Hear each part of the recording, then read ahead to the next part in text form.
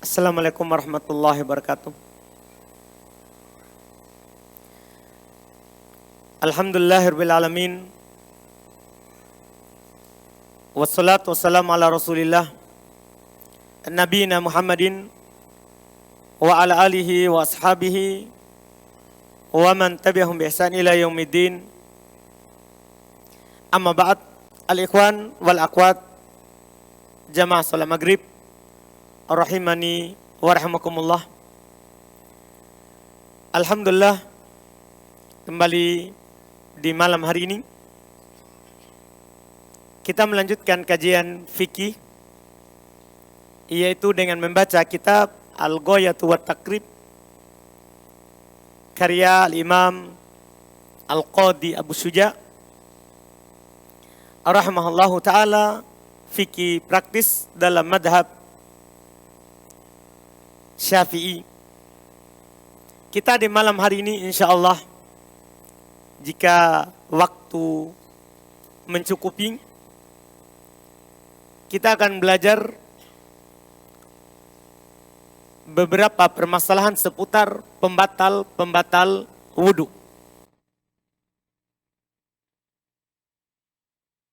Setelah sebelumnya kita selesai dari pembahasan wudu, adab buang hajat, siwak, maka belum masuk di fasal pembatal wudu. Kata beliau rahimahullah, faslun, pasal, walladhi yanqudul wudu khamsatu asya'a, dan yang membatalkan wudu ada 5 perkara. Belum sebutkan 5 ya, walaupun ada hal-hal lain di sana yang belum tidak sebutkan, tapi ini ringkasan. Belum hanya sebutkan yang memang ada dalil yang kuat, walaupun sebagiannya diperselisihkan, yang kita akan bahas sebentar. Jadi kata beliau rahimahullah, hal-hal yang membatalkan wudu ada 5. Pertama, ma kharaja minas sabilain, apa yang keluar dari 2 jalur, yaitu dubur atau kubul, jalur depan atau jalur belakang, di kelamin bagian depan atau kelamin bagian belakang. Itu maksudnya. Jenis yang pertama ini, dari apa yang belum sebutkan ini, tidak ada perselisihan di dalam fikih madhab. Apakah dalam madhab Syafi'iyah atau selainnya, bahwa yang keluar dari 2 jalur itu membatalkan wudu. Bahkan mereka katakan tidak ada bedanya antara yang biasa keluar atau yang kadang keluar, yang tidak biasa.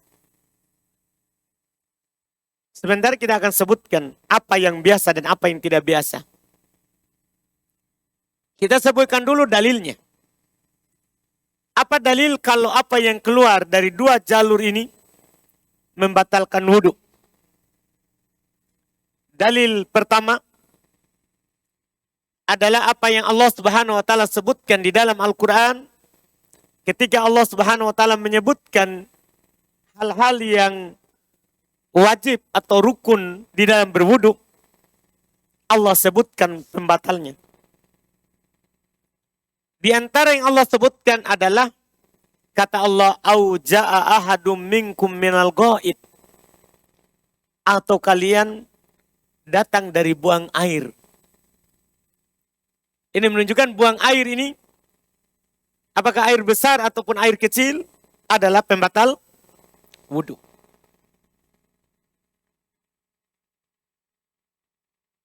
Demikian pula hadits Nabi SAW yang diriwayatkan oleh Imam Al-Bukhari dan Imam Muslim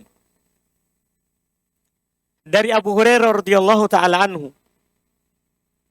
Kata Nabi SAW, la yakbalullahu salata ahadikum idza ahdatha hatta yatawadda. Allah tidak menerima solat salah seorang dari kalian jika dia berhadat. Hadat ini mencakup kencing, air kecil, atau air besar, bahkan mencakup madi, wadi. Itu semua namanya apa? Hadat. Allah tidak menerima salat salah seorang dari kalian sampai dia berwudu apabila dia berhadas. Ini menunjukkan pembatalnya. Demikian pula berdalil dengan hadits Ali bin Abi Thalib yang diriwayatkan oleh Imam Al-Bukhari dan Imam Muslim. Ini tentang madi. Ali bin Abi Thalib radhiyallahu ta'ala anhu beliau berkata, "Kuntu rajulan madda'an." Saya seorang lelaki yang selalu keluar air madi. Oh, air madi, air yang keluar saat seorang itu melakukan percumbuan dengan istrinya atau mengingat jima. Keluar air licin, bening licin. Itu namanya madi. Jadi kata Ali radhiyallahu ta'ala anhu, saya seorang yang suka keluar madinya. Fastahayaitu an as'ala Rasulullah lima kanat ibnati. Saya pun malu bertanya kepada Rasulullah karena istri saya adalah anak perempuan Nabi. Fatimah adalah istri Ali bin Abi Thalib, anak perempuan dari Nabi kita Muhammad SAW. Jadi beliau malu bertanya langsung kepada Nabi karena istri beliau adalah anaknya Nabi. Iya. Maka apa yang beliau lakukan? Fa'amartul Miqdada ibn al-Aswad al-Kindi. Saya pun memerintahkan Al-Miqdad ibn al-Aswad al-Kindi, asal Yaman, untuk bertanya kepada Nabi SAW. Ini menunjukkan kalau kita malu bertanya, tidak boleh kita diam. Kita suruh orang lain. Karena ketika kita perlu sesuatu, terus kita malu, dan kita tidak bertanya, langsung ataupun lewat orang lain, tercela. Karena Nabi SAW katakan, ya, dawa syifa'u al-jahl as-su'al. Obat daripada kebodohan itu adalah bertanya. Atau ini disebutkan oleh para ulama kita. Dan diperintahkan di dalam Al-Quran. Fas'alu ahla dzikri in kuntum la ta'lamun. Tanya yang tahu kalau kalian tidak tahu. Datang sebagian lafaz dalam hadis yang kami sebutkan tadi. Syifa'ul aib. Obat daripada kedunguan, kebodohan. As-su'al. Adalah bertanya. Adalah bertanya. Kalau kita sendiri malu. Menanyakan masalah yang kita mau tahu. Boleh digambarkan orang lain. Atau disuruh orang lain untuk bertanya. Iya. Jadi ini Ali bin Abi Thalib belum mau tahu tentang hukum madi. Maka Al-Miqdad pun bertanya kepada Nabi SAW. Tentang hukumnya. Apa jawaban Nabi? Yaghsilu dzakarahu wa yatawadda. Dia cuci kemaluannya dan berwudu. Apa yang kita ambil faedah dari hadis ini? Madi membatalkan wudu. Karena Nabi suruh cuci dan wudu. Ini sudah air besar, air kecil, madi. Bagaimana kalau kentut? Juga ada dalilnya. Dia membatalkan wudu.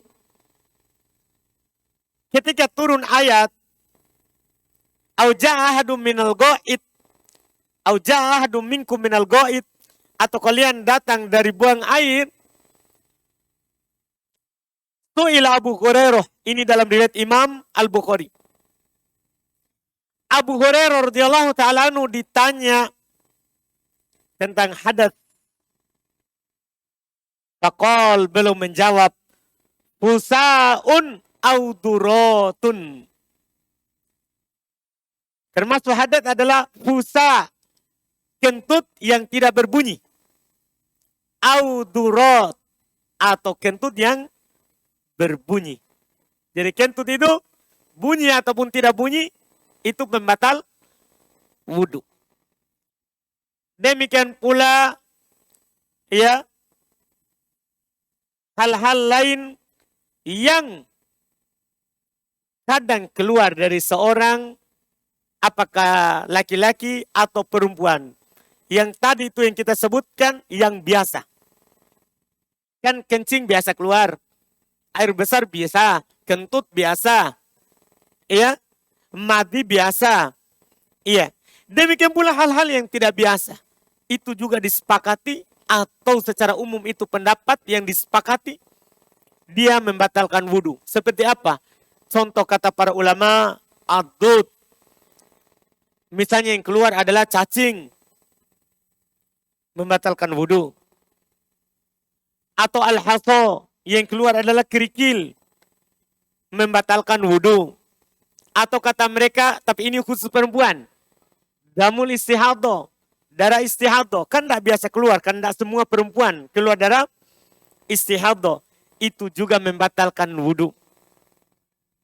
Bahkan Nabi SAW pernah ditanya oleh seorang perempuan yang tidak pernah suci, artinya selalu keluar darah.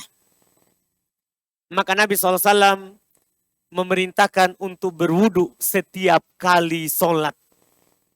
Nabi perintahkan untuk berwudu di setiap kali sholat. Artinya cuci kelaminnya, wudu setiap kali sholat. Kalau dalam sholat masih keluar, maka itu dimaafkan.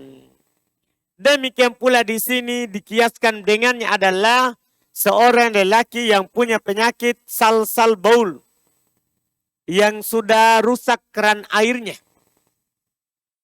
Iya. Yang tak kencing-kencing juga masuk. Ini kan tidak biasa. Tapi kalau dia kena penyakit ini juga membatalkan wudhunya. Cuman dia cukup berwudhu setiap kali mau sholat. Sama dengan perempuan yang selalu keluar darah istihadah. Ini hal yang pertama, pembatal wudhu, dan ini tidak ada silang pendapat. Yang kedua, kata beliau rahimahullah, wan naum ala ghairi hayatil mutamakkin minal ardi mak'aduhu. Yang kedua yang membatalkan wudhu, tidur yang tidak tetap di atas lantai pantatnya. Artinya beliau ingin mengatakan tidur ringan, tidur duduk. Itu membatalkan wudhu, apalagi tidur berbaring. Tentunya membatalkan wudhu. Nah, masalah kedua ini, apakah tidur membatalkan wudhu atau tidak? Para ulama kita rahimahumullah, mereka berselisih pendapat. Kalau yang ini, masalah kedua ini. Iya. Pendapat yang pertama, mereka mengatakan bahwa tidur secara mutlak, tidurnya tidur ringan atau tidur berat, tidurnya tidur duduk atau tidur terlentang, maka itu membatalkan wudhu secara mutlak. Ini pendapat dinukil dari Al-Imam Al-Hasan Al-Basri, juga dinukil, ini merupakan pendapat Ishaq ibn Rohawai, dan ini juga dinukil pendapat Al-Imam Al-Muzani rahimahullah. Siapa yang tertidur saja, tidur ringan, berat, dia memang misalnya di hari Jumat, dia hanya tidur jatuh kepalanya, batal wudhunya secara mutlak. Ini pendapat dari ulama kita tanpa dirinci. Dalil mereka dalam masalah ini adalah mereka katakan ada hadits riwayat Imam Abu Daud Demikian pula riwayat Imam Ibnu Majah. Ibnu Majah rahimahullah, Nabi SAW bersabda, al-ainan wika'us sahi. Kedua mata ini penutupnya di bawah, penutupnya lubang. Di bawah. Ini kedua mata adalah penutupnya itu lubang. Artinya kalau dia terbuka, itu tertutup. Kalau dia tertutup, di bawah terbuka. Dipahami ini? Ini mata penutupnya. Kalau ini terbuka, ini di atas, di bawah tertutup. Idza namatil ainan, kalau kedua mata ini tertutup, tidur, in tolakol wika, maka akan terbuka lubang di bawah. Kita tidak sadar kalau ada yang keluar. Ini dalil mereka yang pertama. Dalil mereka yang kedua, mereka berdalil dengan hadits yang diriwayatkan oleh Imam At-Tirmidzi, disahihkan oleh Syalbani rahimahullah. Dari sahabat Sofwan ibn Assal. Beliau berkata, karena Rasulullah SAW ya'muruna idza kunna ala safarin. Adalah Rasulullah SAW memerintahkan kami kalau kami sedang dalam keadaan safar. Allah nanziai kifafana thalathata ayyamin wa layalihinna. Untuk tidak membuka sepatu kami 3 hari dan 3 malam. Karena orang musafir boleh usap di atas sepatu kalau dia mau pakai sholat. Batasannya 3 hari 3 malam. Misalnya perjalanan dari mana itu? Kalau pakai mobil. Dari Makassar ke Manado, Kendaria. Pokoknya perjalanan 3 hari 3 malam. Boleh kalau datang waktu sholat, kita tidak buka sepatu. Kalau mau kita pakai sholat, kita usap di atasnya saat wudhu.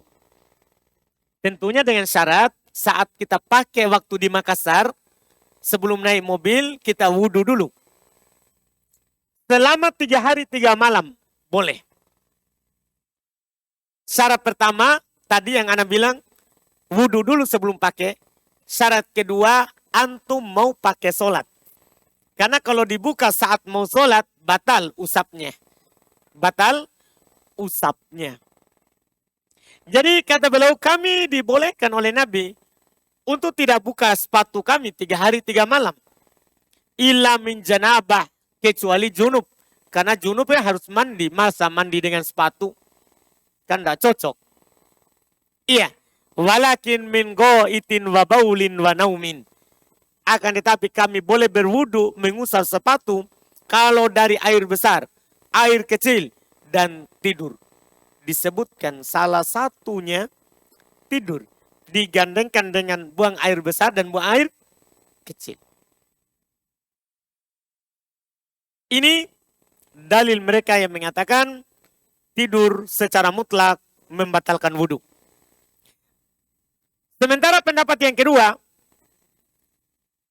tidur tidak membatalkan wudu secara mutlak. Lawannya pendapat yang pertama. Tidur secara mutlak tidak membatalkan wudu.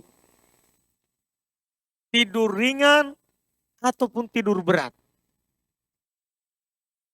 Siapa yang tertidur menanti misalnya sholat isya, sudah wudu, setelah itu dia tidur. Adzan isya terbangun. Wudunya tidak batal menurut mereka. Apa dalilnya? Dan pendapat yang kedua ini sebelum kita sebutkan dalilnya adalah merupakan pendapat dari kalangan tabi'in Sa'id ibn al-Musayyab. Mantunya Abu Hurairah radhiyallahu ta'ala anhu. Dan juga ini adalah pendapat dari Syu'bah rahimahullahu ta'ala. Yang mengatakan tidur secara mutlak tidak membatalkan wudu.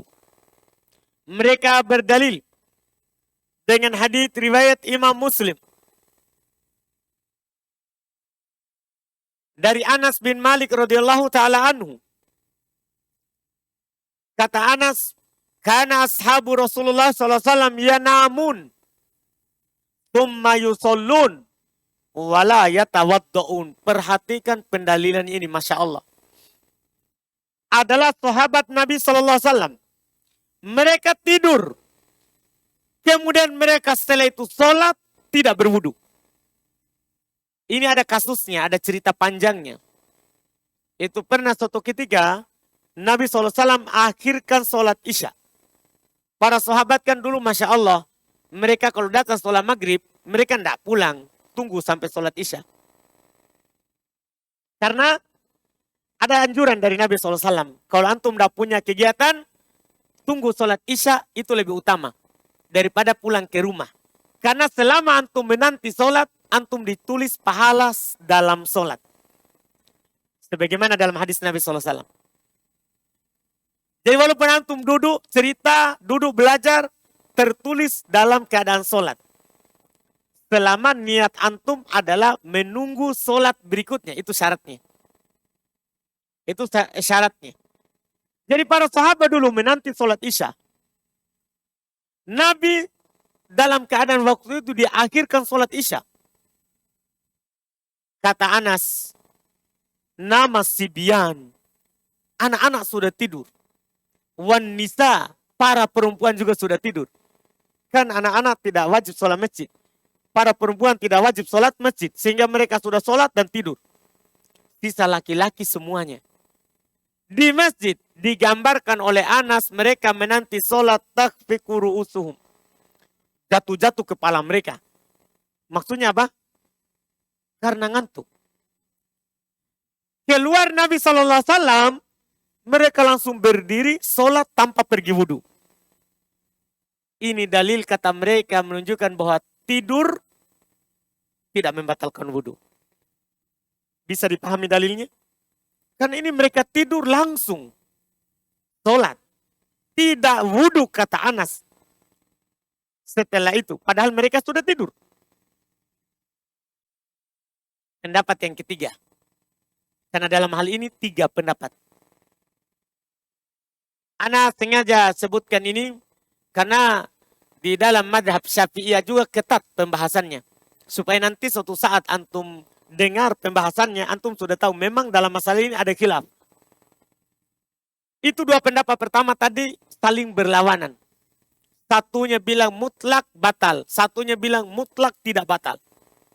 Pendapat ketiga, dirinci.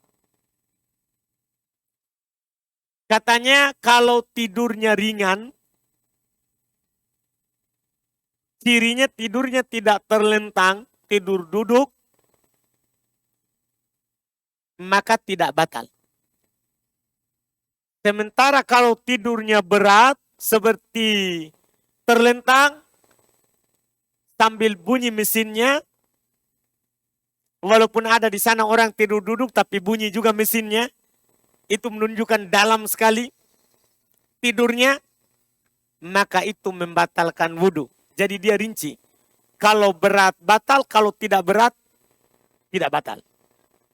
Ini pendapat, Masya Allah, pendapat dari Imam Az-Zuhri, Imam Al-Auza'i, ini semua dari kalangan tabi'in, Imam Malik, satu riwayat dari Imam Ahmad, ini dipilih oleh Syekhul Islam Ibn Taimiyah, ini dipilih oleh Syekh Soleh Ibn Utsaimin, dan ini juga yang dipilih oleh Syekh Al-Albani. Mayoritas memilih pendapat yang merinci.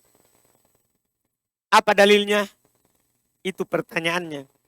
Dalilnya antum tahu? Dalilnya pendapat pertama dan dalilnya pendapat kedua. Dia ambil dua-dua. Mereka bilang, dalil dari pendapat pertama yang mengatakan batal itu tidur berat.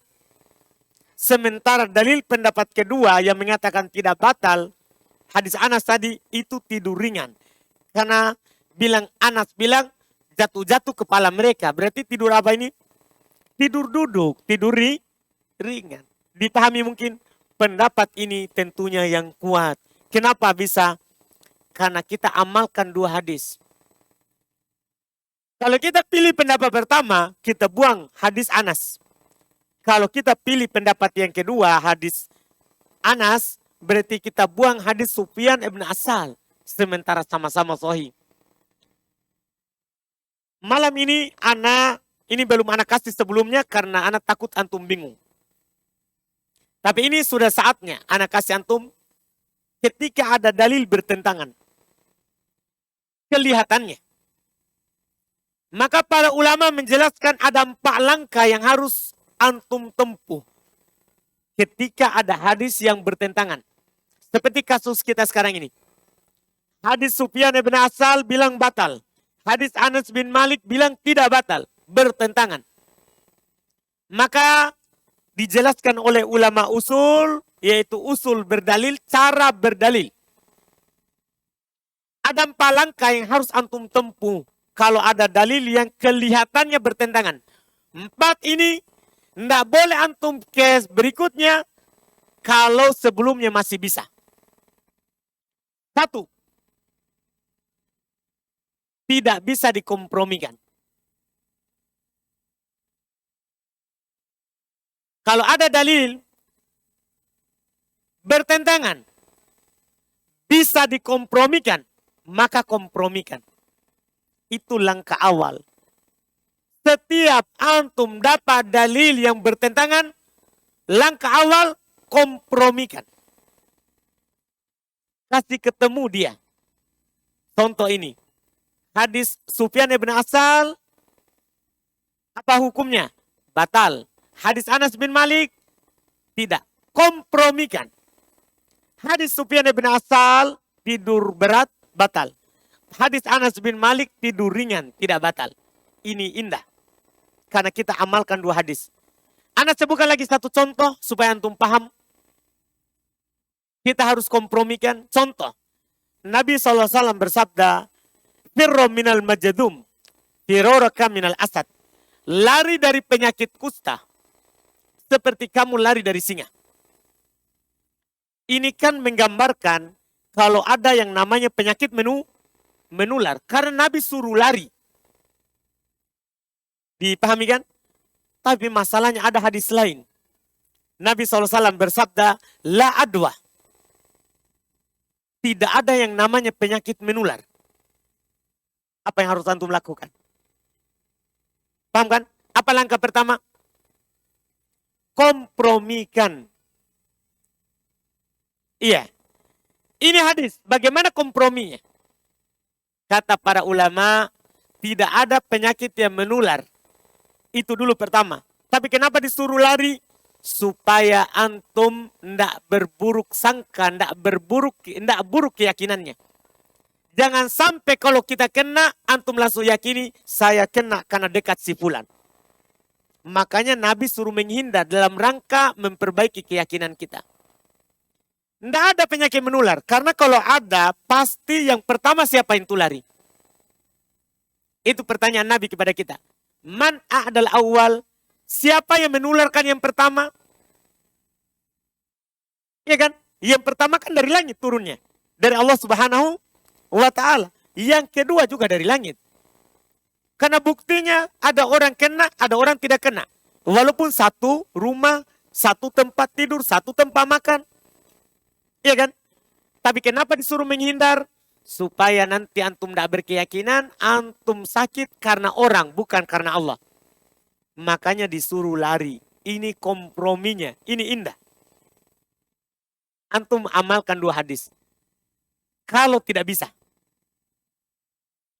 Tidak bisa antum kompromikan. Antum berusaha pikirkan, antum tidak dapat komprominya. Dan ini ingat, selama hadisnya dua-duanya sahih. Kalau satunya sahih, satu doib, selesai cerita. Karena doib dibuang, amalkan yang sahih. Selama sahih, antum tidak bisa kompromikan. Maka pilih langkah kedua. Yang satunya terhapus, yang satunya menjadi penghapus. Tapi ingat, ini butuh ditahu tanggalnya. Mana yang lebih duluan, mana yang di belakangan. Contoh. Ada ayat, ada hadis mengatakan bahwa 10 kali menyusui baru menjadi mahram. Tapi di sana ada hadis Aisyah, 5 kali menyusui itu sudah jadi mahram. Bertentangan? Bertentangan. Kan begitu? Maka dinukil oleh sahabat, ternyata itu 10 tadi itu yang duluan turun. Yang kedua ini 5 menghapus yang tadi. Menghapus yang 10.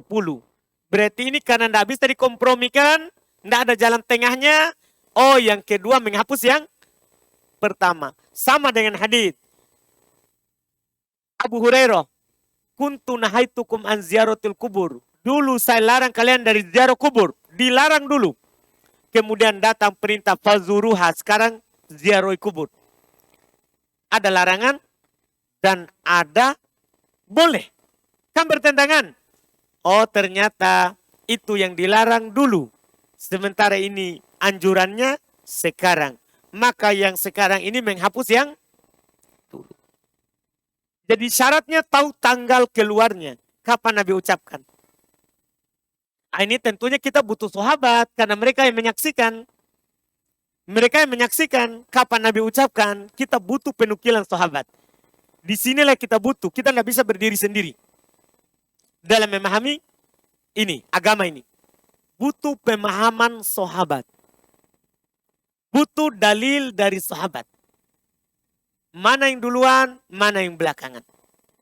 Kalau tidak ditahu tanggalnya, maka beralih ke langkah ketiga. Tarjih. Rojikan, kuatkan salah satunya saja. Kuatkan salah satunya saja di atas yang lain. Kalau tidak bisa, tawakuf. Wajib antum diam, jangan komentar. Antum tidak bisa kompromikan. Tidak tahu tanggal mana yang lebih duluan. Tidak bisa juga antum pilih mana yang kuat. Wajib bagi antum diam. Ini 4 langkah saudara. Harus begitu. Tidak boleh antum berbicara sembarang kalau antum tidak tahu. Ini anak ingatkan karena banyak Syekhul Islam Ibnu Taimiyah di dunia maya. Sembarang berbicara. Iya. Padahal ada dalil, sembarang berbicara. Dibilang, saya pilih ini kan enak. Enggak. Selama kita tidak bisa kaji, kita orang awam, kita tidak tahu bahasa Arab, tawakuf. Diam sampai kita tahu mana yang kuat. Dari mana kita tahu mana yang kuat? Ya belajar, tanya guru yang tahu. Ya, kalau antum dapat hadis, Ustadz ini ada hadis bertentangan sepertinya, saya dapat ini begini. Iya. Mana yang kuatnya Ustadz? Tanya gurunya antum. Karena fungsinya guru itu memangkas jalan. Jalan yang panjang antum harus belajar bahasa Arab, belajar ilmu usul fikih, belajar ilmu usul tafsir. Dengan guru itu terpotong semuanya. Terpotong semuanya. Ini 4 langkah. Hadis yang ada di hadapan kita pembahasan sekarang bisa dikompromikan. Maka kita tempuh jalur kompromi. Mungkin bisa dipahami? Maka kita kuatkan tadi. Kalau bisa dikompromikan, kita kompromikan. Dengan cara tidur yang batal adalah tidur nyenyak. Tidur yang tidak batal adalah tidur ringan. Ini Masya Allah yang disebutkan oleh para ulama kita. Kemudian berikutnya. Kata beliau rahimahullah. Yang berikutnya. Walam wazawalul akli bisukrin au marodin. Termasuk pembatal wudhu hilangnya akal. Apa karena mabuk atau karena sakit. Tiba-tiba dia sakit gila. Iya. Tiba-tiba dia sakit pingsan. Pingsan. Ini pembatal wudhu. Ini disepakati. Tidak ada perselisihan. Siapa yang berwudhu kemudian mabuk. Batal wudhunya. Siapa yang berwudhu kemudian tiba-tiba gila. 2 jam kemudian sadar lagi. Batal wudhunya. Siapa yang berwudhu kemudian pingsan. Maka setelah dia sadar apa? Berwudhu karena batal wudhunya. Ini disepakati. Ini disepakati. Sebagai pembatal wudhu. Berikutnya. Sisa 2 lagi. Mudah-mudahan bisa selesai. Berikutnya kata beliau rahmatullah, termasuk pembatal wudu adalah lamsul rojuli al-mar'ata min goiriha ilin bainahuma goiru mahramin fil asah. Seorang lelaki menyentuh perempuan tanpa ada pembatas antara keduanya dan bukan mahram. Berdasarkan pendapat yang sahih. Ini masalah judulnya adalah apakah menyentuh perempuan membatalkan wudu atau tidak. Itu pembahasan kita. Dalam masalah ini juga terdapat silang pendapat. Juga terdapat silang pendapat di kalangan para ulama kita. Pendapat yang pertama yang disebutkan oleh para ulama menyentuh perempuan. Menyentuh perempuan itu membatalkan wudhu kalau dia sentuh dengan syahwat. Dia sentuh perempuan, siapapun perempuannya, yang bukan mahram, apalagi ada mahramnya juga sama. Mahramnya atau yang bukan mahramnya. Kalau dia sentuh dengan syahwat, batal. Itu pendapat pertama. Iya. Dalil mereka adalah ayat firman Allah Subhanahu wa taala, "Aula mastumun nisa," atau kalian menyentuh perempuan.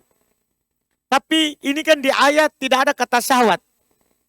Karena ada hadis Nabi SAW pernah menyentuh Aisyah saat belum sholat dan belum tetap lanjut sholat. Berarti tidak syahwat. Itu kata mereka. Pendapat yang kedua dan pendapat yang pertama ini merupakan pendapat Imam Malik dan satu riwayat dari Imam Ahmad. Yang membedakan antara syahwat dengan tidak syahwat. Ini pendapat. Pendapat yang kedua, bahwasannya kata mereka menyentuh perempuan itu membatalkan wudhu secara mutlak. Mau disentuh pakai syahwat atau tidak ada syahwat. Pokoknya siapa menyentuh perempuan, mahram atau bukan, maka membatalkan wudhu. Dalilnya ayat yang ana sebutkan tadi. Surah Al-Ma'idah ayat 6. Aula mastumun nisa, atau kalian menyentuh perempuan. Di sini tidak ada tanpa syahwat. Adapun hadis Aisyah, Nabi menyentuh Aisyah dan tidak batalkan sholatnya, itu Nabi pakai alas. Pakai pembatas. Ini pendapat kedua. Pendapat yang ketiga. Menyentuh perempuan tidak membatalkan wudhu secara mutlak. Kecuali saat disentuh ada keluar dari bawah. Sentuh perempuan dia cium, keluar madinya. Keluar madinya. Maka batal bukan karena menyentuh, tapi karena ada yang keluar. Tidak membatalkan wudhu secara mutlak. Siapa yang berpendapat seperti ini adalah merupakan pendapat Imam Ahmad rahimahullah. Ini juga yang dipilih oleh Ibnu Jarir. Dipilih oleh Ibnu Mundhir rahimahullah. Juga dipilih oleh Ibnu Katsir. Dipilih oleh Imam Asy-Syaukani. Ini juga dipilih oleh Imam Sun'ani. Dipilih oleh Syekh Albani. Dipilih oleh Syekh Shalih Ibnu Utsaimin. Ini juga yang dipilih oleh Syekh Mukbil. Kebanyakan ulama memilih pendapat ketiga ini. Menyentuh perempuan tidak membatalkan wudhu. Apa alasannya? Itu yang perlu. Karena ini tidak mungkin dipilih kalau tidak ada dalil. Mereka berdalil pertama. Ada hadits yang diriwayatkan oleh Imam Abu Daud, An-Nasai rahimahumullah. Dari Aisyah radhiyallahu taala anha. Kata Aisyah, anan Nabiya sallallahu alaihi wasallam qabbala imra'atan min nisa'i. Adalah Nabi sallallahu alaihi wasallam mencium salah seorang dari istrinya. Tsumma kharaja ila shalah wa lam yatawaddo. Kemudian beliau keluar ke sholat tidak berwudu. Itu dalilnya. Nabi mencium istrinya, langsung keluar sholat, tidak wudhu. Demikian pula ini yang datang dalam tafsir Ibn Abbas. Ketika belum menyebutkan ayat aulamastumun nisa, atau kalian menyentuh perempuan, kata Ibn Abbas maksudnya jama'atum, kalian menjimainya. Berhubungan badan, bukan menyentuh. Dan tafsir sahabat hujjah. Apalagi di sini tidak menyelisih dalil dan tidak ada sahabat lain yang menyelisihnya. Tafsir Ibn Abbas ini adalah hujjah, dalil. Yang diinginkan menyentuh di ayat bukan menyentuh biasa, tapi menyentuh khusus. Apa maksudnya? Mendatanginya. Berhubungan badan. Kalau berhubungan badan bukan hanya badal wudhu, bahkan wajib mandi. Wajib mandi. Dan pendapat ini tentunya tidak diragukan yang kuatnya. Menyentuh istri tidak membatalkan wudhu. Bahkan antum mencumbui istri selama tidak ada yang keluar di bawah, tidak membatalkan wudhu. Ini pendapat yang cocok, yang sesuai dengan apa yang disebutkan dari dalil-dalil tadi. Kemudian berikutnya, dan yang terakhir ini, dari yang belum sebutkan, ini yang kelima dari pembatal wudhu. Kata beliau, wa massul farji bibatnil kaf, menyentuh kemaluan dengan bagian dalam telapak tangan. Menyentuh kemaluan dengan bagian dalam tangan. Maksudnya telapak tangan. Masalah menyentuh kemaluan, apakah membatalkan wudhu atau tidak, ini juga diperselisihkan oleh para ulama. Ada dua pendapat dan kita akan melihat apa yang kuat. Di antara para ulama, seperti yang kita baca di buku, menyentuh kemaluan membatalkan wudhu. Apa dalilnya? Dalilnya adalah hadits Nabi SAW beliau bersabda, man massa dzakarahu falyatawaddo. Siapa menyentuh dakarnya, apa itu dakar? Kelaminnya, maka wajib dia berwudu. Berarti menyentuh kemaluan apa hukumnya? Membatalkan wudu. Ini pendapat pertama. Pendapat yang kedua, tidak. Menyentuh kemaluan tidak membatalkan wudu. Kenapa? Nabi pernah ditanya, bagaimana kalau ada seorang yang menyentuh kemaluannya, apakah dia wajib berwudu? Apa kata Nabi kita Muhammad SAW terkait dengan hal itu ketika beliau ditanya? Maka jawaban beliau sallallahu alaihi wasallam, hal huwa illa bad'atun minka. Itu tiada lain hanya anggota badanmu. Kan kita menyentuh tangan, batal wudu. Kepala, saat sholat kita garu, batal wudu.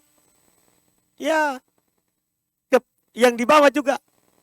Kepala yang kedua itu, bagi laki-laki, tentunya tidak membatalkan wudu. Karena Nabi bilang, itu hanya anggota badanmu.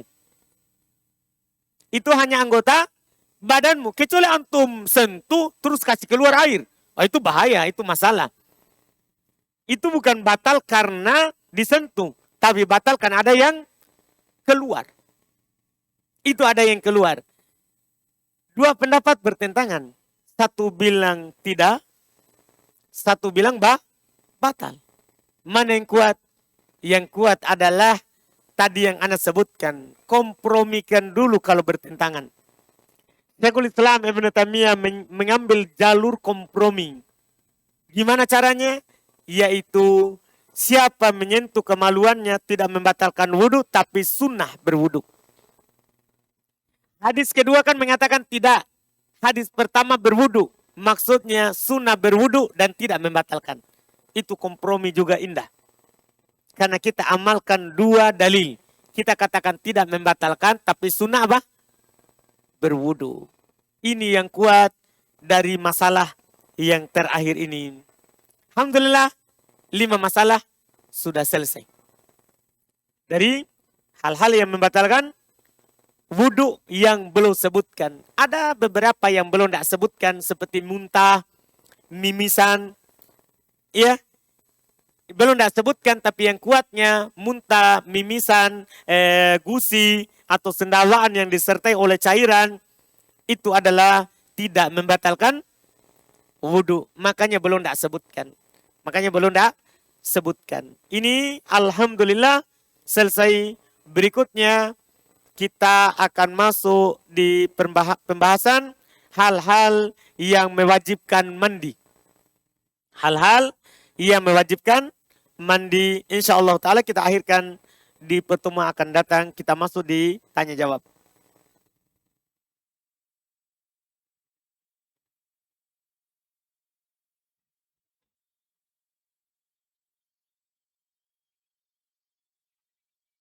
Ada pertanyaan tak, saudara?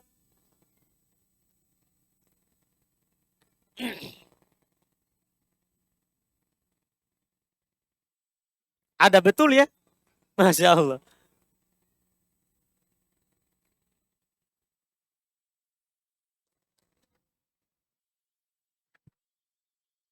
Bismillah. Pekan lalu Ustaz pernah mengatakan bahwa salah satu metode menumbuhkan cinta itu mandi dengan istri. Pertanyaan saya, minta maaf Ustaz. Apakah mandinya dengan kain atau tanpa sehelai kain? Masya Allah. Terima kasih. Baik. Itu jadi Aisyah radhiyallahu taala anha, Pak. Beliau bilang mandi bersama Nabi. Tidak disebutkan pakai kain atau tidak. Jangan saat tidak otomatis, Pak, berarti kan bebas. Saat haid saja, Nabi hanya menyuruh Aisyah pakai antara pusar sama lutut. Sarung. Otomatis ya kalau tidak haid, bebas, Pak. Tanpa kain pun silakan. Umum. Tidak ada rinciannya. Boleh pakai kain, boleh tanpa kain. Alhamdulillah.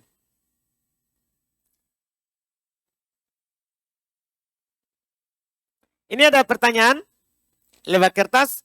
Bagaimana kalau anak tetap di Makassar, tapi saya pergi ke mall dan pada saat berwudu mengusap sepatu? Apakah boleh? Boleh. Kan itu tadi orang bersafar, boleh 3 hari 3 malam. Yang lagi mukim, boleh sehari semalam. Yang lagi mukim. Orang yang sedang tidak safar, boleh mengusap di atas sepatu atau kaos kaki yang dia mau pakai sholat sehari semalam, 1 kali 24 jam. Kalau musafir 3 kali 24 jam. Dipahami ya? Sebagaimana dalam hadis Nabi SAW. Orang yang tidak musafir boleh mengusap di atas kaos kaki sehari semalam. Kalau sudah sehari semalam dia buka, dia cuci, lanjut lagi boleh. Dia pakai lagi baru lanjut lagi. Ini keringan dalam syariat. Misalnya kalau kita sakit kan kadang kalau cuci kaki agak berat. Maka boleh kita usap di atas kaos kaki dan menggunakannya untuk sholat. Boleh. Kemudian berikutnya.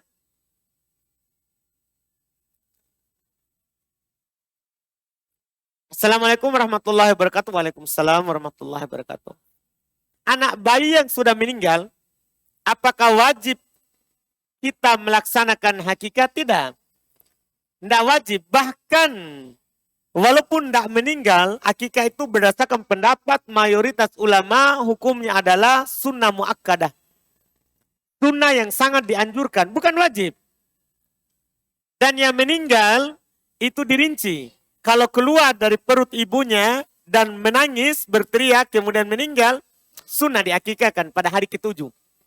Kalau tidak menangis, maka tidak sunnah diakikahkan. Tidak sunnah diakikahkan. Kan dia tidak sempat hidup. Kan dia tidak sempat hidup. Hukumnya tidak wajib. Tapi apa? Sunnah. Itu pendapat mayoritas ulama kita rahimahumullah.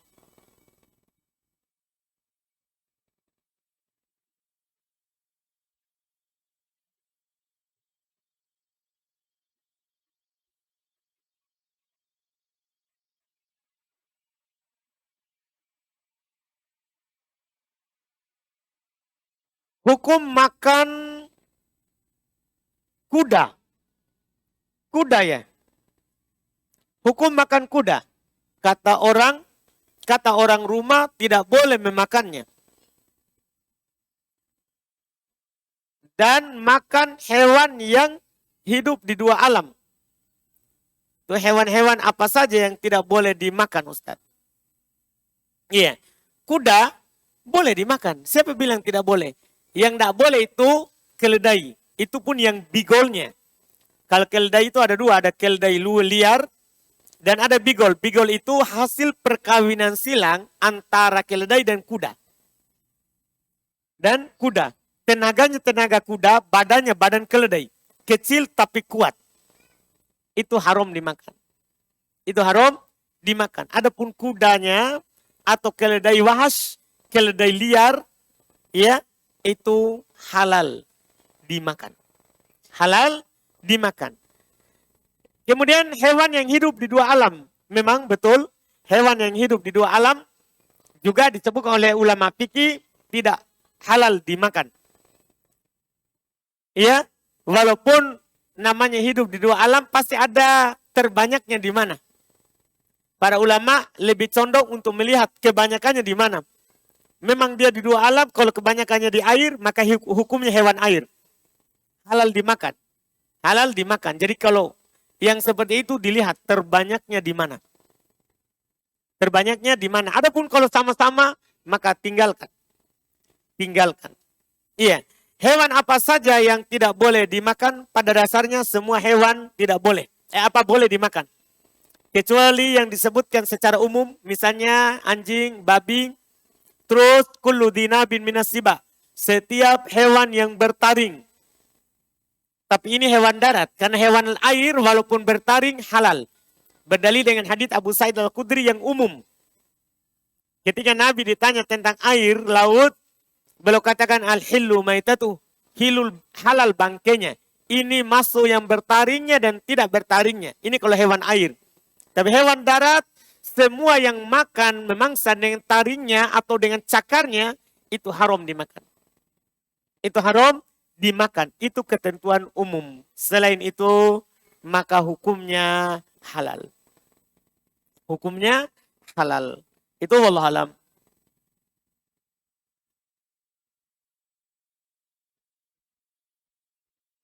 Kemudian pertanyaan berikutnya, apakah setelah mandi janabah secara lengkap ada doa khusus atau kita disunahkan membaca doa seperti doa setelah wudhu? Tidak dinukil doa khususnya, maka dibaca doa setelah wudhu. Karena kita juga dianggap apa? Wudhu di situ. Tidak ada dinukil dari Nabi SAW doa khusus setelah mandi junub. Setelah mandi junub. Karena Nabi hanya mengatakan dalam hadits Ummu Salamah radhiyallahu taala anha, yakbiki antahti ala rosiki salat hatayat fatat hurin. Cukup bagimu untuk menyiram di atas kepalamu, maka kamu telah suci. Cukup dibilang seperti itu. Iya. Yang sahih dari Nabi hanya doa setelah wudhu. Wallahu alam.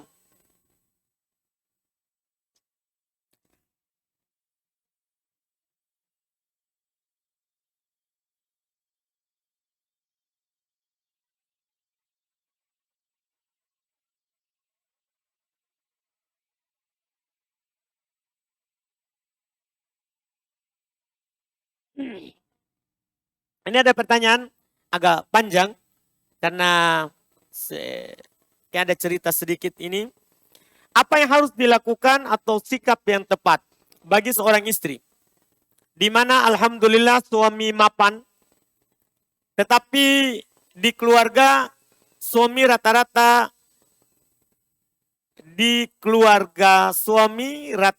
mereka atau wanita memiliki karir. Seperti kerja berbisnis. Terkadang sang istri merasa tidak enak dengan hal demikian. Apakah dalam hal ini istri perlu kerja berbisnis juga? Sebagian dari keluarga berkata harus kerja. Agar kalau ada apa-apa dengan suami, istri ada pegangan kerjaan atau bisnis. Iya. Pertama dalam masalah ini kita Nggak usah pedulikan ucapan orang. Karena istri itu asalnya di rumah. Jangankan bisnis, solat saja Nabi katakan terbaik tempatnya di rumah. Solat, ibadah kepada Allah. Apalagi bisnis yang mubah. Nggak usah pedulikan orang bilang, wah kamu nggak kerja, baiknya kerja. Apalagi dengan perkataan nanti kalau suami ada apa-apa, ya kita sebelumnya kan nggak punya suami. Rezeki kita dari mana? Kita di dalam rahim ibu kita. Bisa hidup dari mana? Apakah suami tak kasih? Keluar dari perut ibu kita. Apa kita sudah bersuami? Suami yang kasih makan. Apa yang saya mau katakan maksudnya? Kalau ada apa-apa, ya Allah yang tanggung rezeki. Allah akan kasih kita rezeki lagi. Sebagaimana sebelum punya suami, kita juga dikasih rezeki. Dan bisa kita jawab balik. Ya belum tentu suami ada apa-apa. Bisa saja yang sayang duluan apa-apa. Iya kan? Makanya ketika ada istri Nabi SAW meminta rezeki, kata Nabi kepadanya, kamu telah meminta sesuatu yang sudah terbagi. Rezeki itu sudah dibagi-bagi memang. Bahkan tidak perlu kita minta.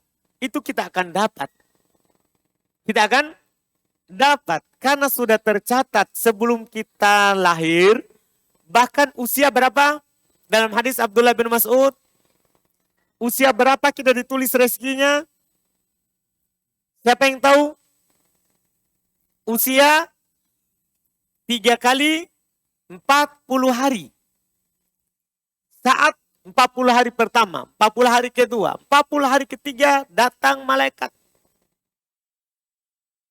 Meniupkan rohnya, menulis rezekinya, ajalnya, ditulis. Tidak perlu kita khawatirkan itu. Tidak perlu kita khawatirkan itu. Percaya saja apa yang dilakukan oleh suami. Masalah berikutnya, kan kalau suami meninggal, kita kan dapat warisan. Kalau tidak punya anak, kita kan dapat 1/6 dari warisan suami. Bahkan kita bisa dapat 1/4. Kalau dia punya anak, kan anak kita dapat hartanya, kita dapat 1/8. Kenapa kita khawatir? Dan kita bisa hidup di anak. Kan hartanya ke anak, hartanya suami. Kenapa kita khawatir? Nggak usah pedulikan. Itu namanya syubhat syaitan dari kalangan manusia. Iya?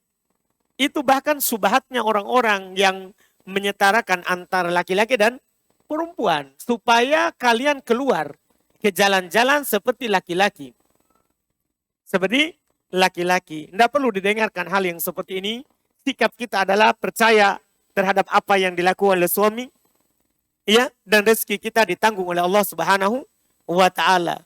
Ada keluarga dari suami semuanya bekerja. Ya semua orang tidak sama. Semua orang tidak sama. Mereka tidak kenal agama. Tidak kenal ngaji. Tidak tahu masalah. Kita yang tahu masalah yang kita ajarkan. Kita gambarkan. Saya tidak kerja. Tapi saya dapat rezeki. Lewat suami saya. Lewat suami saya. Malah kita yang gambarkan. Malah kita yang gambarkan. Itu wallahu a'lam. Kita adzan dulu.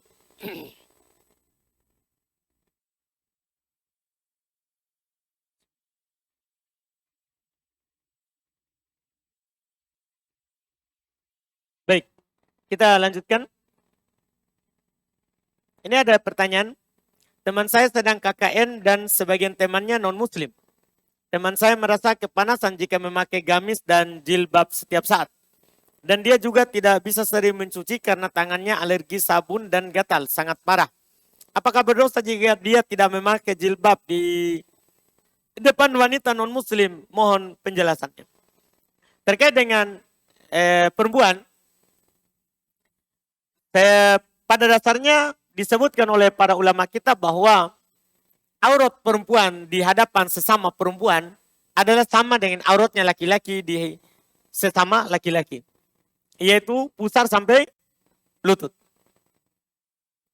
Aurat perempuan di hadapan sesama mereka. Itu sama. Beda kalau di luar ya. Kalau di luar di luar solat. Semua perempuan seluruh badannya adalah aurat. Di dalam solat seluruh badannya adalah aurat kecuali wajahnya. Dan telapak tangannya berdasarkan apa yang dikatakan oleh Syekhul Islam Ibnu Taimiyah kalau telapak tangan. Di dalam solat. Jadi bedakan dalam solat sama di luar solat. Kalau di hadapan sesama perempuannya adalah dari pusar sampai lutut. Hanya saja saya pernah mendapat terakhir dari pembahasan yang pernah saya baca dari Syekh bin Baz rahimahullah. Beliau mengatakan bahwa kalau di hadapan orang kafir maka dia pakai jilbab. Dia pakai gamis. Iya. Cuman ini pendapat beliau berdalil dengan ayat yang beliau anggap bahwa ada kata minkum dalam ayat hijab. Minkum di situ adalah dari kalangan muslimat. Kalau dari kalangan kafir berarti harus juga apa? Ditutup.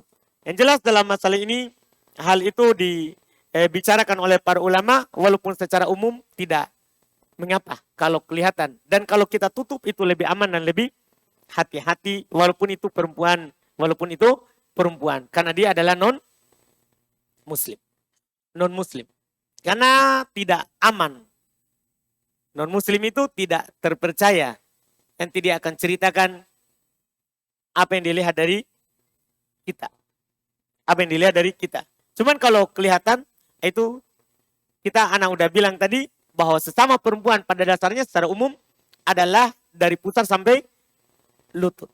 Dari pusar sampai lutut. Apalagi di si penanya katanya ada dorornya. Kalau memang itu masyakoh berat, maka kaidahnya al-masyakoh itu tajlibut taisir. Kalau itu memberatkan maka dipermudah. Kalau selama di kalangan para perempuan saja. Selama itu di kalangan para perempuan. Itu wallahu a'lam. Kemudian berikutnya, bagaimana jika seorang berpuasa? Apakah menggenggam tangan istri, di sini istri, atau memeluk atau mencium istri, makruh atau mengurangi pahala puasanya? Tidak. Seorang berpuasa, boleh dia mencium istrinya. Nabi SAW berpuasa dan mencium istrinya. Mencium, memeluk istri, bercumbu dengan istri tidak membatalkan puasa. Yang membatalkan puasa adalah kalau berjima. Adalah berjima saja. Walaupun para ulama mengatakan kalau kita merasa kita tidak bisa menahan syahwat, kalau sudah mencium pokoknya harus jadi. Maka ini tidak dibolehkan. Karena akan mengantarkan kepada apa? Hal yang membatalkan puasa. Tapi kalau kita bisa menahan, hanya mencium saja. Dan para ulama ini mohon maaf, ini yang saya juga dapat dari pembahasan fikih. Jangan sampai nanti anak bilang boleh mencumbui istri saat puasa. Dalam artian antum mencumbu biasa. Tidak boleh mencumbu lidahnya, mohon maaf. Tidak boleh mencumbu lidahnya. Karena menelan ludah orang lain batal puasa. Kalau menelan ludah sendiri tidak batal. Terserah mau dikumpulkan berapapun, yang penting tidak dikumpulkan di luar. Dikumpulkan di dalam mulut. Itu tidak membatalkan puasa. Tapi ludah orang lain batal. Maksudnya kenapa dibahas itu? Itu dibahas oleh para ulama. Ya saya pas dapat, wah agak jorok juga ini. Tapi Masya Allah berfaedah. Berfaedah. Jadi boleh mencumbui tapi tidak boleh mencumbui lidahnya. Tidak boleh mencumbui lidahnya, itu wallahu a'lam.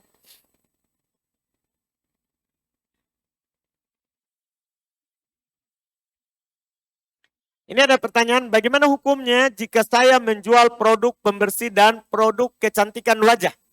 Seperti mencuci muka, bedak lipstik dan lain-lain. Tetapi yang membeli adalah yang memperlihatkan wajahnya di depan bukan mahramnya. Siapa tahu tidak? Jangan bersangka buruk dulu. Asalnya menjual hal ini adalah boleh. Siapa tahu dia mau pakai di hadapan suaminya. Kita tidak boleh berburuk sangka kepada orang. Berburuk sangka kepada orang. Pada dasarnya mubah kita jual. Nanti kalau dia pakai, itu urusannya. Bukan urusan kita yang menjual. Bukan urusan kita yang menjual. Kecuali memang betul kita jual parang. Di depan ada lagi orang saling parang. Tidak boleh kita jual. Memang nyata begitu keadaannya. Nyata begitu keadaannya. Jual parang mubah. Tapi kalau lagi perang di depan tiba-tiba datang saudara saya ini ada parangku saya mau jual 50.000. Oh enggak boleh. Karena orang akan baku parang di depan. Tapi asalnya mubah. Nah, sama dengan ini. Ini hal-hal yang mubah. Siapa tahu dia mau berhias untuk suaminya di hadapan suaminya. Iya. Ini wallahu alam. Kemudian berikutnya, bagaimana hukum orang yang berwudu? Ketika di pertengahan wudu, airnya habis. Nanti lama kemudian baru mendapatkan air. Pertanyaannya apakah wudunya tadi dilanjut atau wudunya diulang dari awal? Kalau tidak mualah, sudah kering sebagian anggota wudunya baru dapat air, wajib diulang. Karena wudu dengan cara langsung lanjut sebelum kering anggota wudu yang satu, itu berdasarkan pendapat yang kuat wajib. Ketika sudah kering, maka hukumnya apa? Kita ulang dari awal. Kita ulang dari awal. Itu wallahu alam. Seperti Nabi SAW pernah mendapatkan orang yang ada kering sedikit di kakinya. Nabi suruh wudu dari awal. Demikian pula dinukil dari Umar radhiyallahu taala anhu, belum pernah dapat juga kering sedikit, dia suruh wudu dari awal. Itu wallahu alam. Apakah najis atau menyentuh hewan yang haram membatalkan wudu? Apakah najis atau menyentuh hewan yang haram membatalkan wudu? Iya. Menyentuh najis secara umum tidak membatalkan wudu. Dipahami? Menyentuh najis tidak membatalkan wudu. Tapi najisnya wajib antum cuci kalau antum mau sholat. Apa dalilnya? Pernah Nabi SAW suatu ketika sholat. Pakai sandal, pakai sepatu. Dikatakan kepada beliau ada najis di sandalnya oleh malaikat. Maka Nabi hanya membuka sandalnya. Tidak ulang sholatnya. Ini menunjukkan bahwa adanya najis itu tidak membatalkan apa? Wudu. Tapi bisa membatalkan sholat kalau ada. Nah, di sini ada kaidah yang Masya Allah bagus. Yaitu tidak semua yang membatalkan sholat itu membatalkan wudu. Tapi kalau membatalkan wudu sudah pasti sholatnya batal. Contoh berbicara, batalkan wudu, batalkan sholat, tapi tidak membatalkan wudu. Sama kalau ada najis, membatalkan sholat, karena syarat sahnya sholat tidak ada najis. Tapi tidak membatalkan wudu. Itu wallahu alam dalam masalah ini.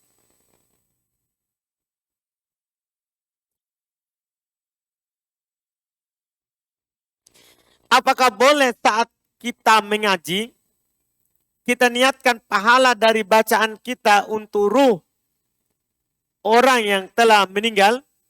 Dalam masalah ini menghadiahkan pahala bacaan Quran, itu kalau dinukil dari Nabi SAW tidak ada. Demikian pula dari para sahabat. Tidak ada yang sah dari mereka yang menghadiahkan pahala baca Quran. Nabi pernah ditanya oleh salah seorang sahabat, ibunya meninggal tiba-tiba. Ibunya meninggal tiba-tiba. Dia bilang, apa atasaddaqu anha? Apakah boleh saya bersedekah untuknya? Sedekah itu kan umum. Harta ataupun bacaan. Nabi bilang, iya, tasaddaq anha. Bersedekah untuknya. Dia bertanya lagi, apa yang baik untuk saya sedekahkan? Kata Nabi SAW, sukil ma. Kamu kasih air minum. Gali sumur. Beri minum. Ini diantara disebutkan oleh Nabi. Dan di sini juga dikiaskan oleh para ulama, demikian pula perkara-perkara yang bernilai jariah. Yang sedekah barang atau harta yang nilainya itu berjalan terus. Menanam pohon, membangun masjid, mencetak mushaf, semuanya. Adapun pahala bacaan tidak ada dinukil dari para salaf, dari Nabi SAW dan para sahabat. dari Nabi SAW dan para sahabat. Iya. Karena, dan itu yang kuat. Bahkan sebagian ulama menukil kesepakatan. Menghadiahkan bacaan Quran itu tidak sampai ke mayat. Sebagian yang menukil kesepakatan. Walaupun Syekhul Islam Ibnu Taimiyah rahimahullah ada dua sisi yang beliau bahas dalam masalah ini. Sebagian tempat beliau bilang tidak sampai, sebagian tempat beliau bilang apa? Sampai. Cuman kita lihat dari apa yang dilakukan oleh salaf, tidak sampai. Karena mereka tidak lakukan. Karena mereka tidak lakukan. Wallahualam.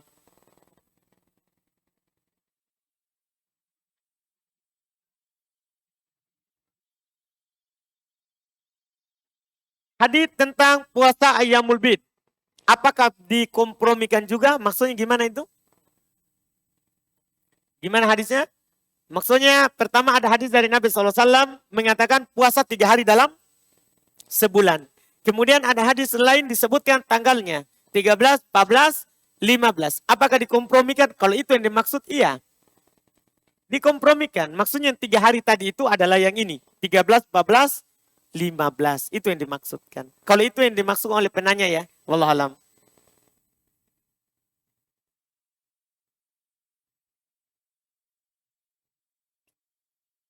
Tadi ada di bawahnya ya. Baik.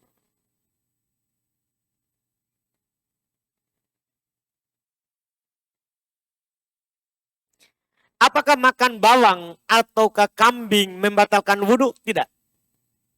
Makan kambing tidak membatalkan wudhu. Makan bawang putih atau bawang merah tidak membatalkan wudhu. Tapi jangan mendekati masjid kalau makan bawang putih, bawang merah. Kenapa? Bukan karena membatalkan wudhu. Akan mengganggu tetangga. Antum baca, amin, keluar hawa. Hawa bawang putih, hawa bawang merah. Makanya kata Nabi SAW, man akala min hadis syajarah. Siapa yang makan dari pohon ini? Disebutkan dalam hadis, taum, basol, bawang putih, bawang merah. Disebutkan juga sebagai riwayat, kurrat. Semuanya riwayat Bukhari Muslim. Daun bawang, semacam daun bawang. Semacam daun bawang. Fala yakrobanna masjidana. Jangan dia mendekati masjid kami. Karena orang akan terganggu dengan baunya. Siapa yang makan, maka dia bersiwak. Bersihkan dulu mulutnya. Bersihkan dulu mulutnya baru datang ke masjid. Dia tidak membatalkan wudhu, tapi mengganggu orang sholat. Mengganggu orang sholat. Demikian pula kambing ya. Nabi pernah ditanya. Ana tawaddo min luhumil ghanam. Apa kami harus berwudhu dari memakan daging kambing? Kata Nabi SAW, lah. Tidak. Kemudian beliau pernah ditanya, ana tawaddo min luhumil ibil. Apa kami berwudhu dari daging unta? Kata Nabi, iya. Ini beda. Daging kambing sama daging unta. Wallahualam.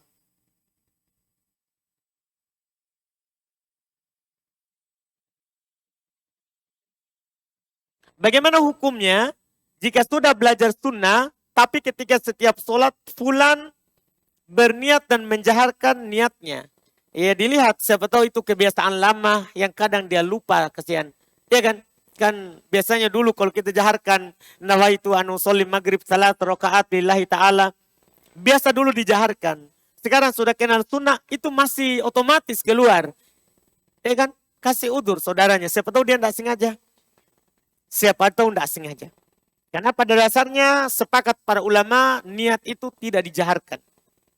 Niat itu tidak dijaharkan. Itu wallahualam.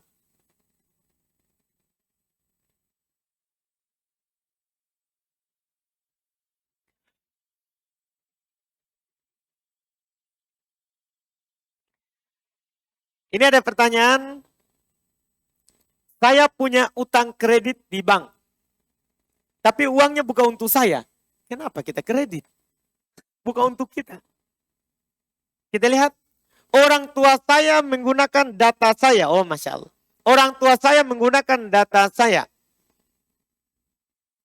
Untuk mengambil modal usaha. Tetapi pada saat itu saya belum tahu hukum riba. Apakah sekarang saya tetap ikut menanggung dosa? Tidak. Tidak menanggung dosa. Kalau dulu kita tidak tahu. Allah Subhanahu wa taala berfirman, ini ayatnya panjang tapi saya langsung sebutkan potongan terkait dengan orang yang belum tahu hukum kemudian berhenti.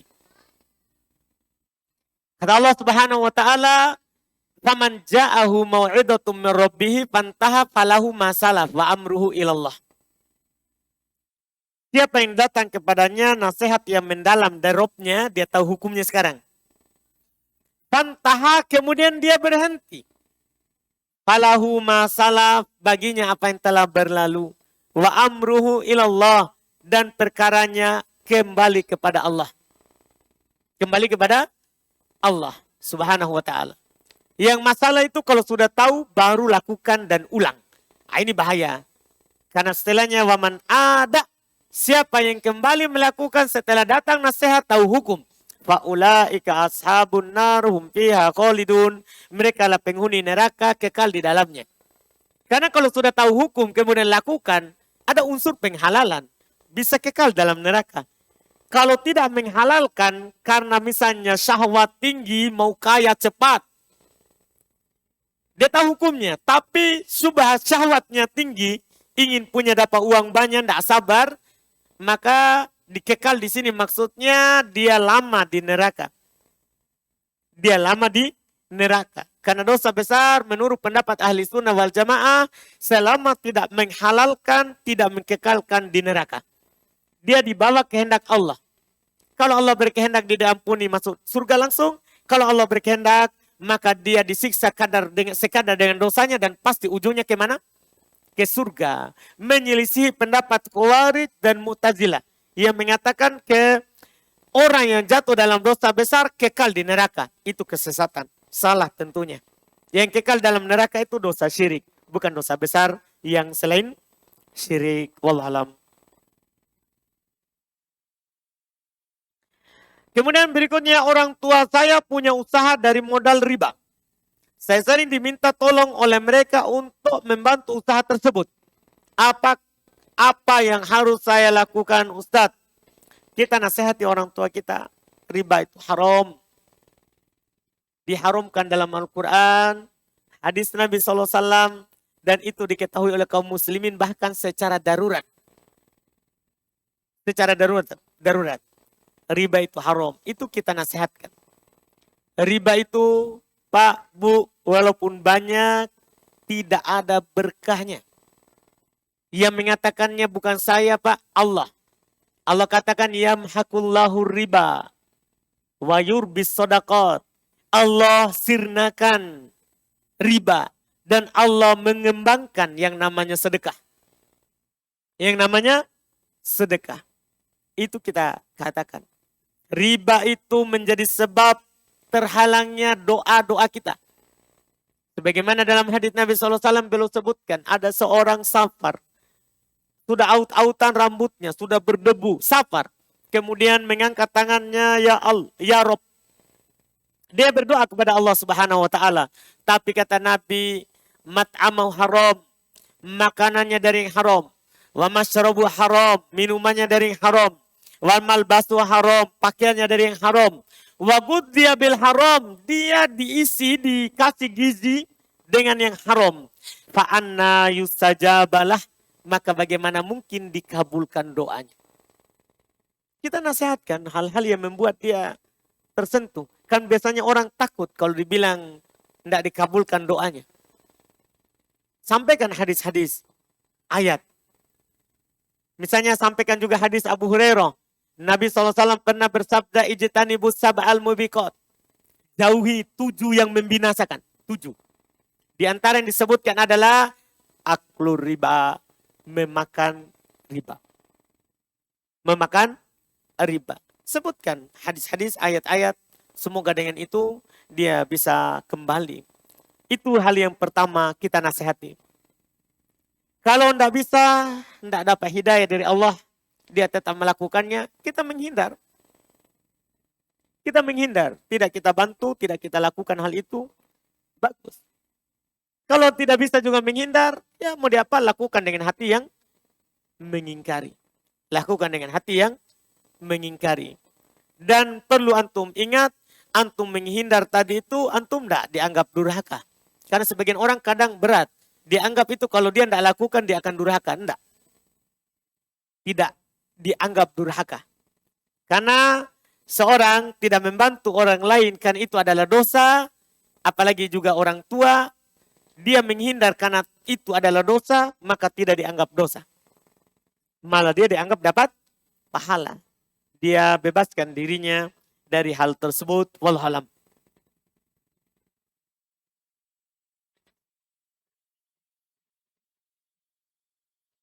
Ada pertanyaan berikutnya, ada teman Ustadz koma selama beberapa hari. Bagaimana dengan sholatnya yang tertinggal? Dan bagaimana dengan wudhu ketika sudah sadar? Dan tidak bisa karena air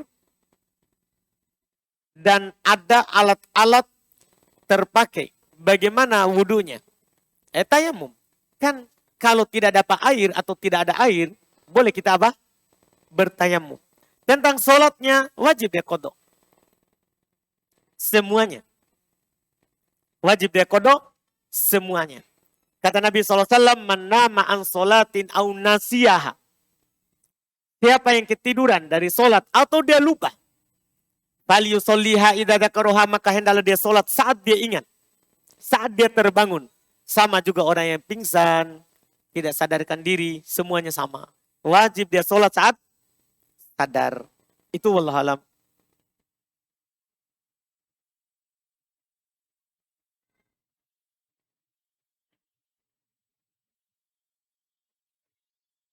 Apa hukum arisan? Apa hukum arisan? Apakah termasuk membuka pintu utang? Arisan boleh. Selama arisannya bukan barang riba. Bukan emas, bukan perak. Arisan boleh. Kalau arisannya emas, haram. Karena emas harus tangan ke tangan. Ada uang, ada barang. Tidak boleh nanti baru dibayar. Tidak boleh. Tidak boleh diutangkan kalau emas perak. Kalau arisannya barang atau rupiah, boleh. Apakah itu membuka pintu utang? Tidak. Bahkan itu masuk dalam bab ta'awun. Kadang sebagian teman kita tidak bisa langsung beli barang dengan nilai segitu. Tapi dengan arisan, dia bisa beli. Dia bisa apa? Beli. Masuk dalam bab ta'awun. Saling tolong menolong. Memudahkan saudara kita. Memudahkan saudara kita. Wallahualam.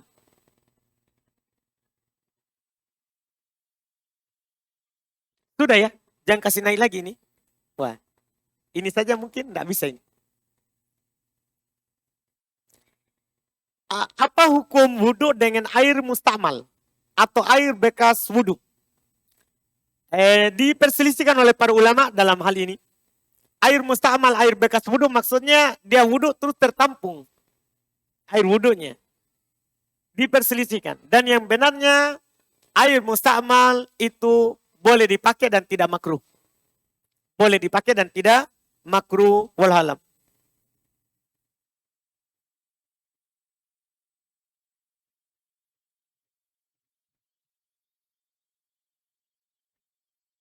Iya. Apa hukumnya seorang akhwat memakai nikob atau cadar, tapi ketika mau mengurus sesuatu dan harus menyertakannya KTP dalam kondisi darurat. Sedangkan KTP belum sempat memakai hijab. Ya pertama, foto KTP itu boleh dirubah. Boleh diubah di pemerintahan, alhamdulillah. Kalau tadinya kita tidak pakai jilbab, boleh pergi diubah, diperbarui dengan menggunakan hijab. Itu dimudahkan di pemerintah, alhamdulillah. Itu dimudahkan. Jadi kita lakukan dulu itu penting. Itu penting. Adapun tidak sempat dan kita harus menyertakan ini, maka itu boleh karena hajat, darurat. Boleh karena hajat atau apa? Darurat, wallahualam. Walaupun itu kita tempuh dulu yang pertama tadi, itu alhamdulillah pemerintah mudahkan. Pemerintah mudahkan.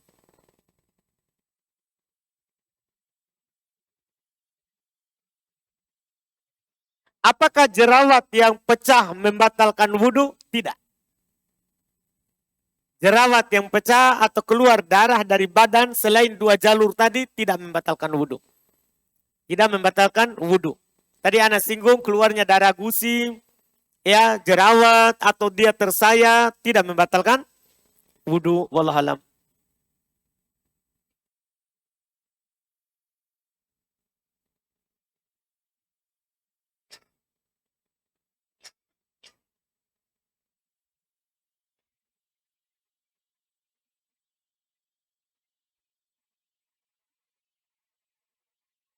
Izin pertama di luar pembahasan Ustadz. Akhir-akhir saya mendengar tentang utang negara. Apa urusan? Urus saja diri kita sendiri. Jangan urus utang negara. Jangan urus utang negara. Iya. Terlalu jauh, terlalu jauh. Lama-lama kita salahkan negara.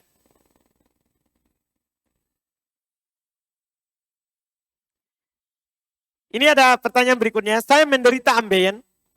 Ketika buang air selalu berdarah.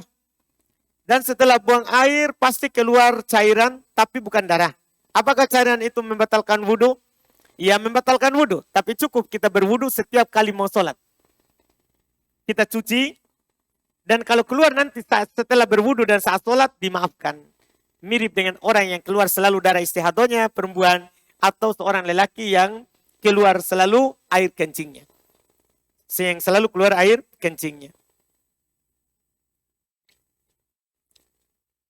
Bagaimana hukumnya apabila kemaluan laki-laki bertemu kemaluan perempuan, tapi dilapisi kain? Apakah wajib mandi? Bertemu maksudnya masuk? Kalau hanya bertemu tidak masuk helmnya, tidak wajib mandi. Tapi kalau masuk, maka wajib mandi. Dipahami ini? Walaupun pakai kain, tapi masuk. Wajib mandi. Wa illam yanzil. Walaupun tidak keluar maninya. Misalnya dia melakukan sama istrinya, tiba-tiba tengah jalan malas. Berhenti. Iya. Wajib mandi. Kita akan bahas nanti di pertemuan akan datang. Nah, itu kalau diinginkan ketemunya masuk. Tapi kalau tidak, maka tidak. Kecuali keluar mani. Kita akan praktekkan hadis al-ma' minal ma'. Adanya air mandi karena adanya air mani. Kalau hanya ketemu, ya hanya digesek-gesek saja, tapi di luar kain, tidak ketemu. Tidak masuk. Mohon maaf, bahasanya agak terbuka sedikit. Jangan sampai tidak dipahami. Ya bapak-bapak paham itu. Iya, yang tidak menikah, belum menikah, ya ilmu. Iya, suatu saat kalau dipraktekkan, begitulah hukumnya. Iya, kalau hanya di luar, tidak keluar air, tidak wajib mandi. Tidak wajib mandi, wallahualam.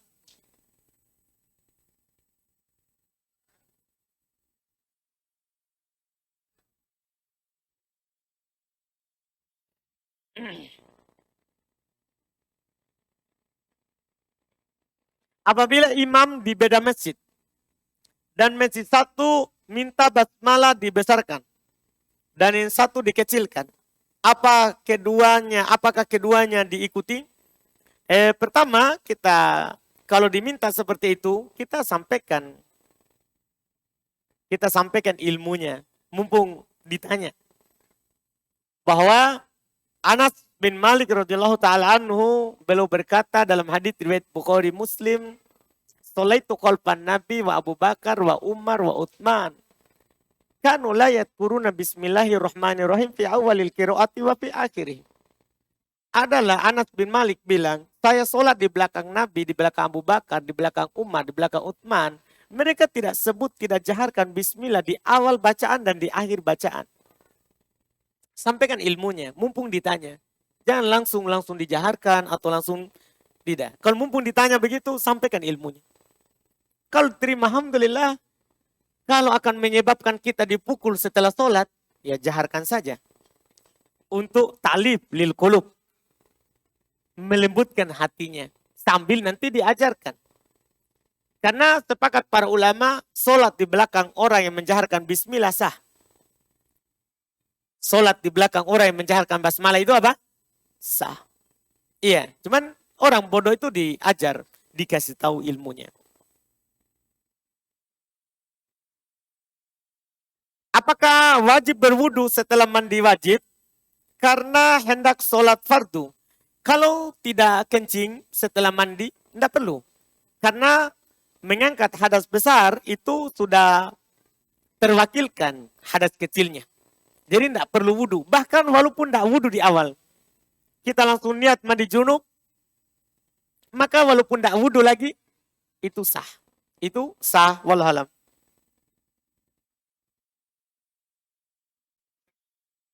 Ini pertanyaan terakhir saja ya, terakhir. Jika kita buang angin, apakah celana atau pakaian harus diganti? Enggak. Kecuali anginnya ada cairannya.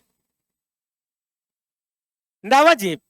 Bahkan enggak wajib dicuci yang tempat keluarnya. Enggak wajib dicuci tempat keluarnya. Itu wallahu alam tentang hal tersebut. Masih ada ini beberapa, selesaikan ya? Atau habis waktu? Siapa tahu antum sudah ngantuk? Baik.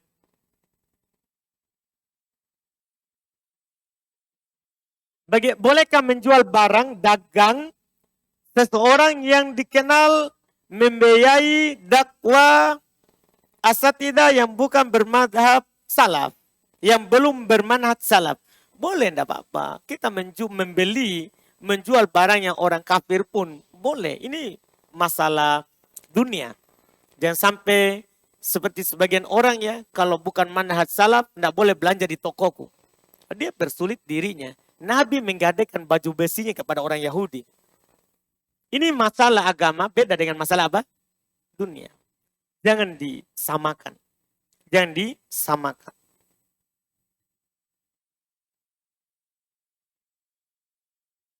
Ini ada pertanyaan tentang Ustadz Dul. Antum jangan tanya ke saya, tanya ke Ustadz.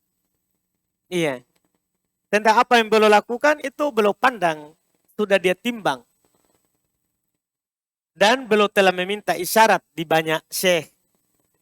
Yaitu bukan saya yang ditanya. Antum tanya Ustadz atau tanya syekh yang Ustadz tanya. Kalau kita ini apa toh? Iya. Kita cuma anak kecil.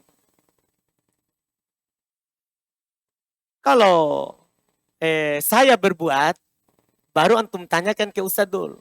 Itu Ubaid. Dia pernah bilang begini di JF. Gimana itu Ustadz? Ustadz yang antum tanya tentang saya. Kalau Ustadz bilang salah, salah. Iya. Karena antum tahu bersama bagaimana ilmunya Ustadz Dul banyak pertimbangannya. Banyak pertimbangannya. Belum memandang itu ada maslahat. Ada kebaikannya, itu beliau yang lakukan. Beliau yang lakukan. Kalau mau bertanya, tanya sama Ustadz. Tanya sama Ustadz.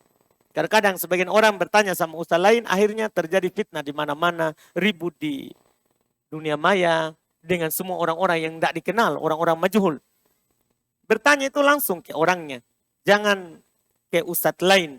Karena kalau antum bertanya kepada ustaz lain, dia jawab, masukkan di Facebook, itu pertengkaran di dunia sana.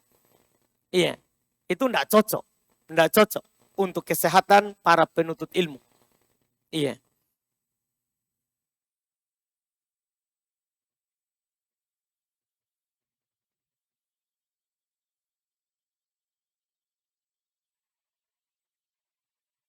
Ini ada pertanyaan.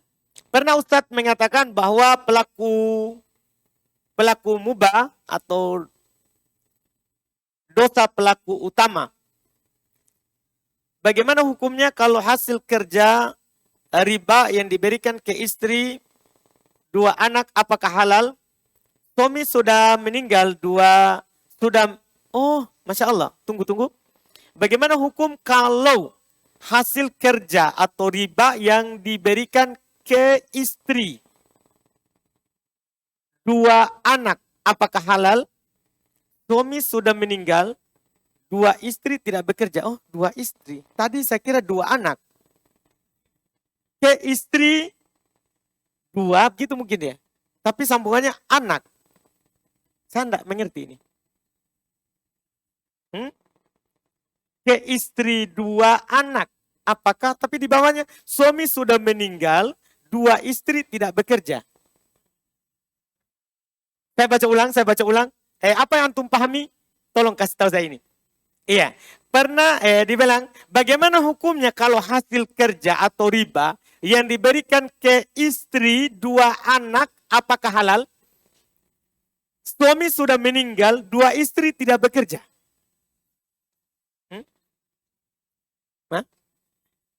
Oh, baik saudaraku tercinta. Alhamdulillah. Jadi ini tulisan 2, bukan 2, tapi dan. Gitu ya. Mungkin ya. Jadi Apakah memang ada dua dibaca dan? Oh, kita tinggalkanlah. Pusing ini. Iya. Baik. Terakhir.